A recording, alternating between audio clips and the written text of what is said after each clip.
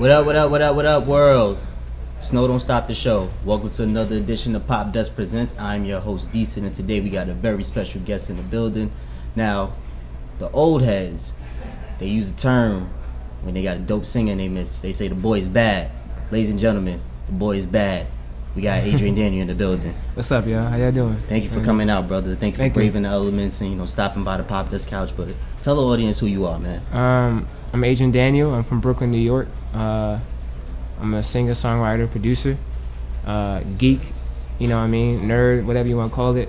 I'm just a regular dude from East Flatbush, Brownsville. What's up? Stand up. You know what I mean? You know what I'm saying? Brownsville, so that makes him the MOP of R&B.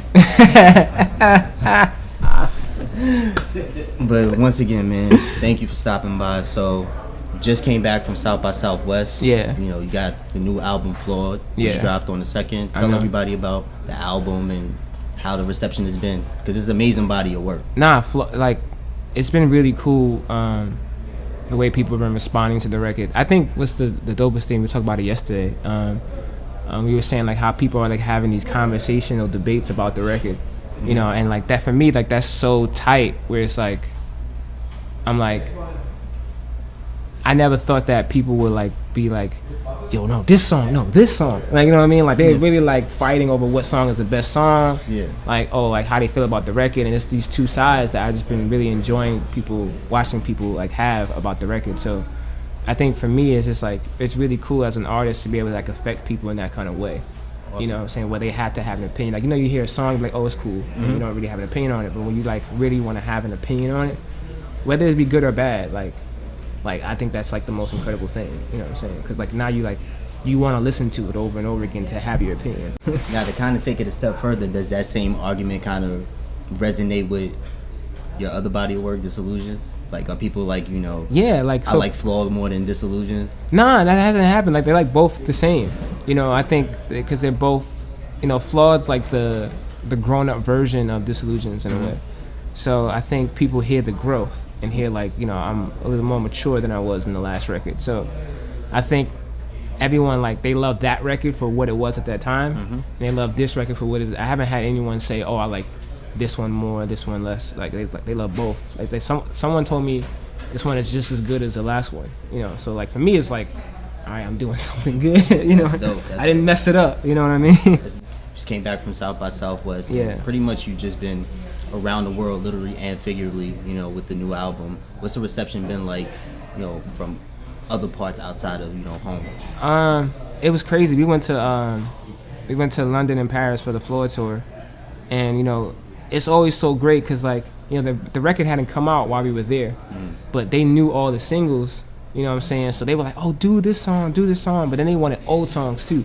You know what I'm saying? So it's it's so surprising when you go somewhere else that's not your home, and you hear people that don't even speak your language. That's not their first language, and they love all your music and they singing all the songs. That's incredible to see. You know what I'm saying? Definitely. So I think we're just sometimes. I think Jay was saying he was in London. He was yo, they were singing all the words. You know what I'm saying? And that's so tight to see. So they know all the words. You know what I'm saying? That's so dope, and it gotta put you in this state of mind where it's something that I created is really reaching the world, literally. That's why I do it, man. I do it for people, you know what I'm saying, in a way, and I hope that the music in some kind of way helps them whatever's going on in their lives, you know what I mean? Definitely. So once again, you're from Brooklyn. That's right. What was it like growing up and kind of stumbling into music? Well, I can't even necessarily say you stumbled into music. You were kind of born into it, for lack of a better term, because your godfather is Lionel Hampton. Yeah. For those of you who don't know who Lionel Hampton is, you need to do your Googles because he's behind greats like Quincy Jones, so on and so forth. So what was it like having that wealth of knowledge pretty much be in your family, and how did that inspire you to become a musician? It's funny. I didn't have any of that. I used to. This is how it was. My mom would be "You gonna see your godfather?" He would come and pick us up in a limousine. There'd be a limousine outside waiting for us. We go to his house. I'm thinking we're gonna play. I'm 6 years old. I'm thinking we're gonna play or something. He's like, "Nah." He has the vibraphone set up. We having lessons every time we come there. And we didn't want to do that. We wanted to, me and my brother, we didn't want to do that when we were young. We wanted to play, but he was really adamant about us learning that, and he told my mom when I was a kid, before I was born, that I was gonna be a musician. You know, she was like, "Nah, he gonna be a doctor." He was like, "He gonna be a musician." Well, he was right. You know what I'm saying? You know what I'm saying? But yeah, like, so it wasn't like, you know, like, as some cases, like, you had that person that's always over you. Mm-hmm. It wasn't like that. You know, he was, you know, he did that up until, you know, he passed away. But I never thought I would be a musician. That was never something that I was like, I wanted to do. Mm-hmm. I never thought about doing, but it was always around me. So like, in some kind of way, it was like fate, you know, guiding me in that direction, whether I wanted to or not. Yeah. You know, so it was like I was like kind of like made to do this, you know, in a way. And it's rather unique on your end too, because, you know, once again, you're from Brownsville. Yeah. And, you know, I made the joke about MOP, but Brownsville is known for being, you know, rough and rugged area. Yeah, exactly. And that's where a lot of, you know, hip hop comes out of. So for you to come with a more, I want to say, sensitive, you know, for lack of a better term, Yeah. form of music, it's kind of, you know, it's kind of dope that in the sense that, you know, something so melodic and something so peaceful can come out of such a, you know, violent and turbulence around it. Yeah, I think that's just, you know, like I said, you know, it's important for me to change that narrative that's been painted about Brooklyn and about New York. Mm-hmm. That it's, you know, it's only rough. Like, you know, people will hear Brooklyn, they be like, oh, they already like having in their mind what it's gonna sound like. Definitely. And they don't know, and they be so shocked, you know, when they hear it. Mm. And they be like, you from where? I get that all the time. You from where? You know, so I think that's part of why I do this. You know, it's like, oh, all right, I'm gonna change this. Like, you know what I'm saying? Like, it's not just this. Like, you know, of course, don't get it twisted. That's still there. You know what I'm saying? But you hear that just because you sing nice don't mean you won't run up in your spot. Yeah, you know what I'm saying? Don't get it You're just twisted. busy. You know, don't BK you know, all day. You know, don't you know, don't get it fooled. So, but you can tell when the dude is serious when he tells you a threat, but he does it mad smooth. Like, I ain't playing with y'all. Yeah. Nah, but you know, like, you know, it's, you know, we like John Mayer there too. Mm-hmm, yeah. You know what I'm saying? Definitely. You know what I mean? So Definitely. you know, so it's just, you know, yeah. Once again, it's showing changing that that narrative. worldliness and, you know, like you said, changing the narrative. yeah. So, you're also a big geek, like you said. So, Yeah. you know, we gotta talk about it. Black Panther. How many times did you see it? How black are you after seeing it? When are you moving to Wakanda? People want to know. I saw it 4 times. Probably no, 3 times. Or 3 times. I'm definitely like way more black than I was before. Mm-hmm. Like I felt it when I came out. I looked at my hand, I was like, I definitely got a shade darker. You know, and nah, it was so, for me it was so incredible. You know, I'm a real like Marvel fan. So outside of the fact that it's incredible as, you know, as a black, seeing a black lead character and an all black cast, black director, Mm-hmm. it's, besides that, I'm a Marvel fan. So it was really great to see the movie actually be made. You know, and to see like how people resonated with it, it was like, oh, like that's so tight. You know what I mean? Like, Definitely. and then it has all these messages in it, and it's just like this is like the things that we need to, that little kids need to see like now, because it shows them like, oh, I can do that too. Yeah. You know what I mean? So yeah, I mean, man, let me tell you something. Like, you know, and of course, you know, we had to be extra. You know, we went all black, leather. You know what I mean? Like it was a moment, you know what I mean? And I think a lot of people don't understand why people feel the way they do about it. And it's just about, we're just happy to have the representation. Yeah. We're not saying that this is the end all be all, and this is, once we have this, everything's fixed. Yeah. No, it's Step one. It's not even a step one. It's like, oh, okay, like it's like a We wave. can do this, yeah. It's like Yeah. a wave. Like, okay, we're here. You know what I mean? So we have way more to go. Yeah. You know, and so much more. The action needs to be done in the communities and stuff like that. But Absolutely. it's really good on an entertainment level that people can see, like, you know, like they say a black film can do well overseas as well, because there was that stigma too that can't do well overseas. Well, you know, they crushed that. So Definitely. So, And it kind of ties in with your narrative, that what you just said about, you know, changing the narrative and, Yeah. you know, representation, because, you know, for years, like you said, we've been told that, you know, something of this magnitude that, you know, contains all these people of color, you know, directed by a person of color, it wouldn't exceed and, you know, excel the way that it did. But yeah, we've obviously, you know, crushed that. that. You know what I mean? And definitely, like, once again, with, you know, your music, from you coming from where you came from, and you're seeing the world, and you're having other people, you know, witness what it's like to, you know, come from such a rugged place, and Yeah. see that you're a product of your environment, but not in a negative connotation. Yeah, And so once again, the album is called Flawed. flawed. That's What right. is the the story behind the title itself and some of the songs. Flawed was about me accepting something that was very hard for myself and for other people to accept. You know, it was in my journey in life, I learned that part of being human is being, in a way, flawed and messed up. You know, we have this stigma we have to be perfect. You know, it's like the media, everything paints this perfect picture all the time, and we can't know about the blemishes. Mm-hmm. You know, and the blemishes is what build character. You know what I'm saying? Because, you know, my mother always told me, you know, you can't be good until you mess up, till you bad first. You know, you gotta know what bad is to be good. Mm-hmm. You know what I'm saying? So Flawed was, what, you know, about me accepting people's flaws, and that they still deserve love in spite of the things that they did wrong. And same thing with me. You know, sometimes, you know, I guess in situations, you know, we're always quick to blame other people. Mm-hmm. Instead of, like, sometimes, did I do everything that I need to do? Was I understanding enough? Was I caring enough? And so that was, it took me, you know, there's some records on the album I'm kind of talking to myself. You know what I'm saying? Open Up in a way, I was kind of talking to myself. Mm-hmm. You know what I'm saying? Like, let people in, you know what I mean? Because I was very guarded, you know. So, and so yeah, this record was like therapy in a way, you know, for me, and I guess for a lot of people. You know, it was just like, yo, it's okay, you messed up, that's fine. You know what I'm saying? Like, we all messed up in a way. You know, some of the most beautiful art comes from the most messed up situations. You know what I'm saying? So that was what this record was about, for sure. Definitely. Dope message. And speaking of beautiful art, you mind? Ladies and gentlemen, Adrian Daniel. That boy good.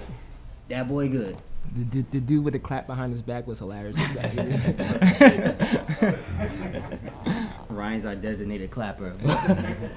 So, tell us about the moment you really realized that people are connecting with your music. What was that first initial, you know, moment where you found like people are really starting to gravitate, and this is something that's gonna be like? I think. I got a letter. I mean, I think this was like 2000. I just want to say like 15. I got like not a letter. I got a message, a DM from this girl, and she told me she was basically like crying in the message. You could tell, like, when she was writing it. She said she was like trying to hold back tears, but she was saying that the song "Fool" that I made basically really was a message for her, because she was living that same thing. And she was like, she said, thank you for letting me know it's going to be all right, you know. And I think that was when, for me, I realized, okay, I'm doing something good, you know what I mean? Because regardless of, like, if I get, like, famous or whatever, like, I'm touching something, like, that's going to be with someone forever, you know what I mean? So that's when I knew, like, I was like reaching people in a way, you know. And, you know, some people, you know, the thing about music today is like, you know, because it's so much, it's like, it's hard to find. But when people find it, it was like finding gold, you know. It's like, I never knew this existed, like, you know what I mean? So I think for me, it's just always really cool, because like people find me every day and they like rediscovering me, like, you know, it's like, oh, you know, I'm listening to the last album, and it's like, why, like, you know, it's like, you're so good, like, you know. So I just, you know, I'd be like, man, like, thank you, like, I'm just always grateful for it at the end of the day, you know. Dope. So, like I said off camera, you have the pedigree of, like, I want to say traditional R&B. Yeah. You know, a lot of the R&B today, it kind of borders on the line of it being hip hop. How do you not fall into the trap of, you know, wanting to so much conform to the current sound and staying true to your roots and, you know, just an overall authentic classic sound? I just gotta be myself. I think at the end of the day, like, you know, people could do something and that could be them, and that's what they do. But I do what I do. Like, I'm a singer. Like, you know, I grew up on like songs. You know what I'm saying? Like, you know, like Michael and Prince and Stevie and all of that. So, and like Queen and Journey. I love like big songs. You know, and so like, I'm not saying that stuff is not cool and dope. It is. I love it. You know, I love a lot of that stuff. You know what I'm saying? I think it's dope when you got guys that can rap, sing. That's fire. You know what I'm saying? But, you know, I could do that too if I wanted to. Right. You know what I'm saying? Like, you know, but I just rather do me. You Yeah. know what I mean? I don't want to be chasing no one else's sound or whatever they're doing. I just want to do what I'm doing, you know, and that's it. I guess that's just the Brooklyn in me that I gotta just be me. You know what I mean? Like, I gotta be as real, because I think at the end of the day, people would know if I was being fake or not. Absolutely. You know, if I was trying to portray a picture that's not me. You know what I'm saying? So that's all I can do. You know, and there's always, you know, I guess in R&B, you know, the thing about R&B or soul music is that people, I think a lot of time, like when people say, oh, something is like dated, like especially like traditional R&B is dated, like, you know, like I'm talking about like Music Soul Child type R&B is dated.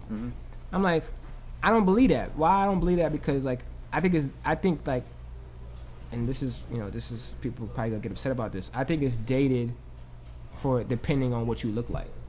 You know what I'm saying? And because I listen to artists and I'll be like, this is a traditional R&B song. You know what I'm saying? And it'll be like in the top 10. Yeah. You know, and it won't look like me. You know what I mean? And but then, you know, you'll go to A&Rs and I'll play them the same type of song, and they'll be like, oh no one wants to hear this. You know what I'm saying? We need this. You know, or like, you know, you have media that would paint that picture like that's dated. No one wants to hear that. You know what I'm saying? And that's the problem. Like, because like if people are still playing Aaliyah's music now, how can it be dated? Absolutely. You know what I'm saying? Like, if she's still like, didn't she like she charted like on her birthday like a while ago? Yeah. Like, how is it dated?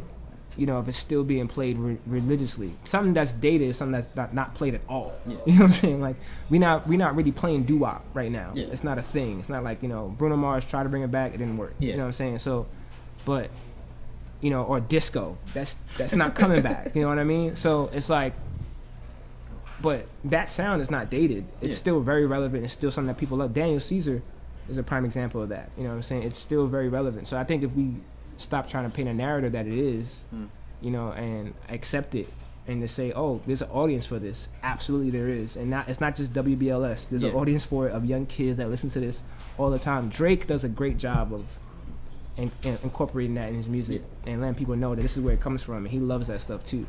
So I think that's what it is. You know, it's like we got to be mindful of that at all times. Especially like you said, you know, with artists like Drake, a lot of the foundation of traditional R&B is found in not just in urban music per se, but like other genres of music. You know, look at all the songs they sampling. Yeah, exactly. Like that's become pretty much a genre in itself. People taking traditional R&B songs, like Tory Lanez is like making a killing off of you. Yeah, you know? He's just basically just redoing songs that we know from the '90s. Exactly. You know what I'm saying? So it's like, you know, and that's the most beautiful part to me, that when people could say something is like, oh, this is old, or this sounds like old. You know, not that I can say I have this problem, because my sound, I guess people say it's pretty more so new. But I'm saying for the people that do have that problem, it's like, it's not old. Don't let someone tell you that. It's not old.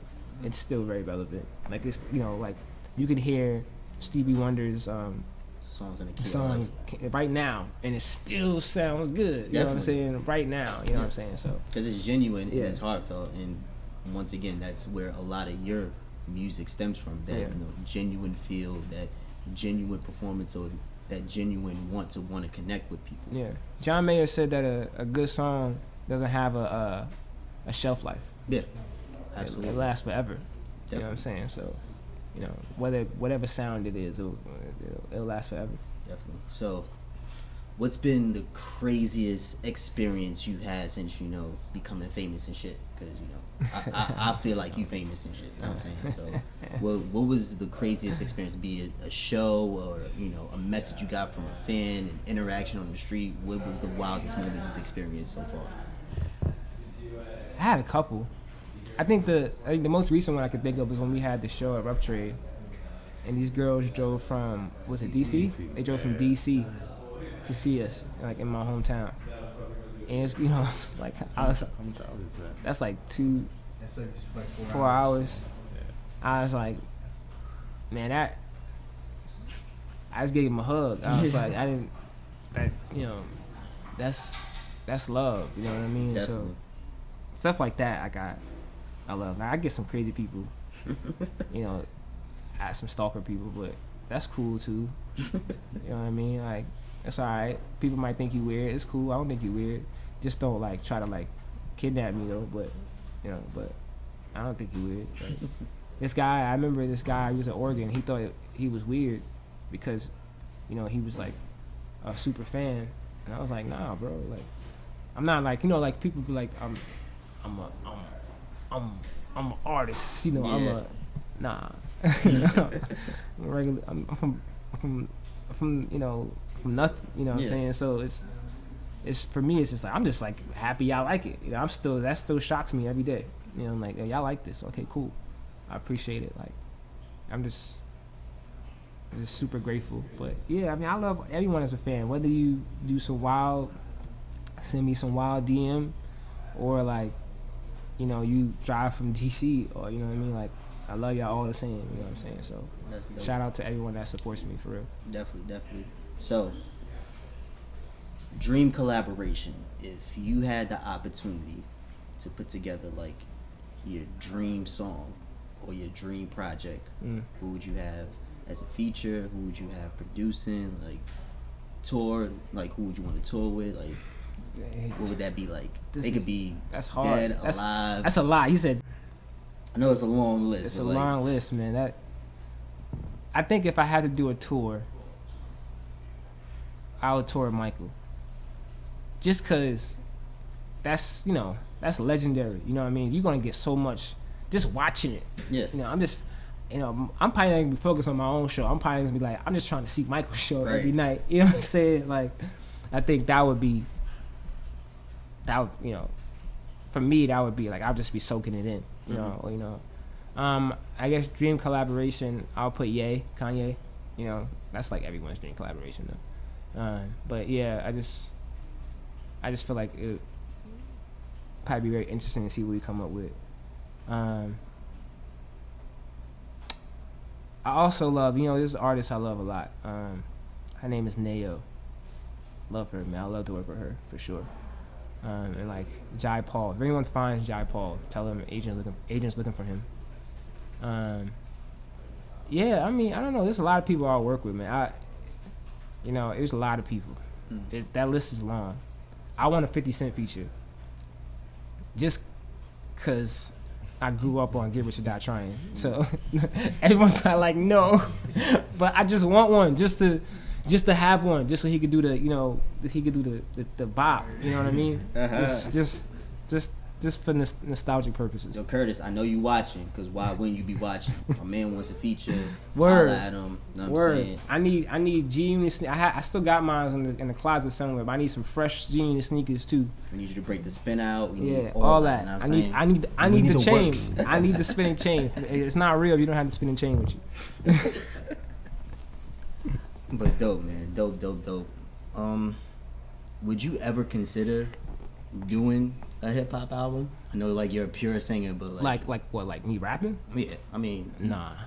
I have a lot of respect for rappers, so like that's a true gift to rap freestyle. Like, you know, I watch like some of my friends that rap, like, you know, other artists, and I just be looking at them and be like, man, that, you know, they just stupid. You don't feel like you could do it because you're an amazing songwriter. No, I mean, if I sit down and do it, if I write it out, yeah, you know what I mean. But like rappers, you know what I'm saying, that can just off the top, you know, just for hours, you know what I'm saying. So, you know, there's just like a plethora of words and syllables and cadences. You know, I got a lot of respect for it. So I know that if I couldn't like actually really do it like at 100%, I wouldn't do it. I just, you know, I wouldn't do it. I tried when I first started music. I was like, nah, that's not for me. I don't got the voice for it. I think my voice is too high. It just sound like I sound happy even when I'm trying to sing. It sound like I'm like 12 every time I try to rap. No, it's not for me. Would you ever want to experiment with like other genres of music, like maybe do like a more rock based, or, you know? Yeah, I mean, some of the new music is very like rock focused, but like with hip hop. You know what I'm saying? So it's like we were saying, it's like alternative R&B. Yeah, it's a lot of mixture. I'd like to experiment all the time. You know what I mean? There's a couple songs that didn't make the record that are very experimental. You know what I mean?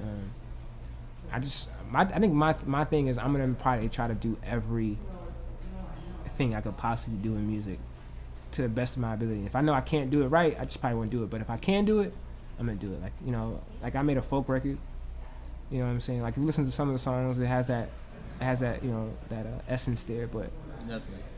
yeah, I have a record that's all folk songs. That is for me. You know, just for me to enjoy that. I'll play my guitar at home to myself. Another one. Hey, Ladies dude. and gentlemen, I just love the fact that you're just clapping. It's like they had their deaths. Like we paid them to do that. You know what I'm saying? They give added bonuses. Yeah. Man, let them know where they can find you at. You got any upcoming shows, all that. Yeah. You can find me at adriandanielmusic.com. ADRIANDANIEL music.com. For everything. Adrian Daniel BK on Twitter.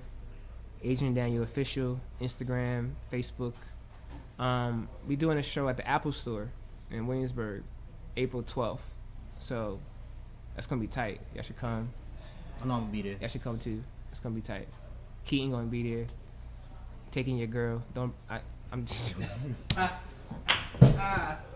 He's not gonna take anybody's girl. I'm just joking. I mean, if he could take her, she wasn't really mine to begin with. Facts, man. Facts. Don't be mad at the. I'm just saying. This is Jay Wright on keys.